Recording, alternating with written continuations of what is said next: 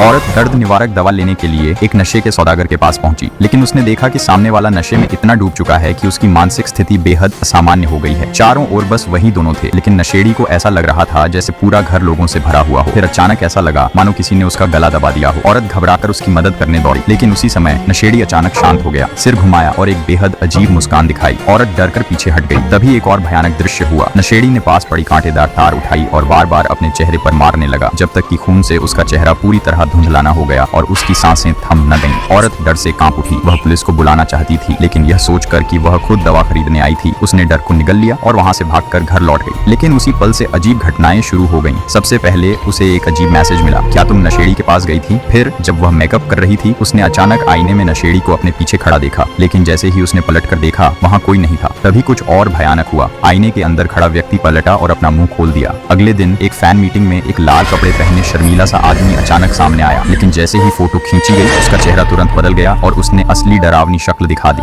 औरत का कलेजा कांप उठा। उसने इवेंट रद्द कर दिया और होटल भाग आई। वह पियानो बजाकर खुद को शांत करना चाहती थी, लेकिन अचानक बोतल टूटने की आवाज से वह चौंक गई। जब उसने झाड़ू उठाकर सफाई करने की कोशिश की तो देखा टूटी बोतल के पास उसकी ऑटोग्राफ वाली टी शर्ट रखी थी। थोड़ा आगे बढ़ी तो वहाँ मर्दों के कपड़े और मोजे भी पड़े थे, और उन कपड़ों के अंत में वही अजीब आदमी खड़ा था जिसे उसने दिन में देखा था। वह डर से पीछे मुड़ी और भागने के लिए दरवाजा खोला, लेकिन सामने उसकी गर्लफ्रेंड थी, और जैसे ही उसने पीछे देखा कमरे की सारी अजीब चीजें गायब थी। बोतल भी मेज पर ठीक से रखी हुई थी। औरत ने सोचा कि शायद ज्यादा दबाव की वजह से उसे भ्रम हो रहा है। उसने गर्लफ्रेंड को अपने पास रहने दिया, लेकिन यह भी बेकार साबित हुआ। रात को अचानक उसकी नींद टूटी और उसने देखा कि उसके बगल में लेटी गर्लफ्रेंड के चेहरे पर वही डरावनी मुस्कान थी, ठीक वैसी जैसी नशेड़ी ने दिखाई थी। उसने घबराकर पूछा, ये क्या हो रहा है? जवाब मिला, मैंने माचा बनाया है।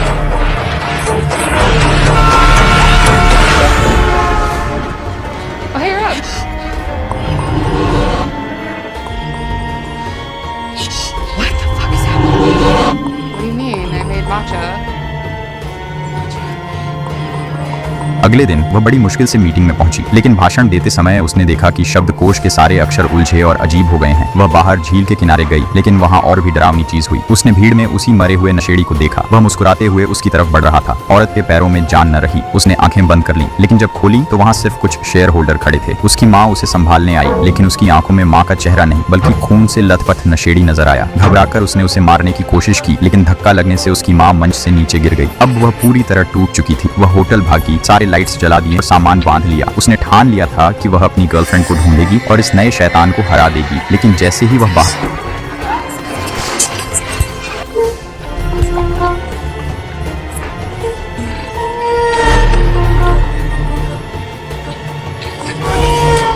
चाहती थी, उसने पाया कि दरवाजा बंद है। बाहर कई लोग खड़े थे, सभी के चेहरे पर वही अजीब मुस्कान। हर बार पलक झपकते ही उनकी जगह बदल जाती। वह भागने लगी और वे लोग अजीब अजीब तरीके से चलते हुए उसका पीछा करने लगे। आखिरकार उसे घेर लिया और धीरे धीरे उस पर चढ़ गए। वह भागकर दरवाजे तक पहुंची, लेकिन कुछ ही कदमों में पकड़ी गई। इन लोगों ने उसे मुस्कुराते हुए हवा में उठाया और जोर से मेज पर पटक दिया। फिर उसे गेंद की तरह इधर उधर फेंकते रहे। किसी ने उसका सिर पियानो पर पटका और जमीन पर धकेल दिया, और उनमें से एक ने तो पूरा हाथ धीरे धीरे उसके मुंह के अंदर डाल दिया।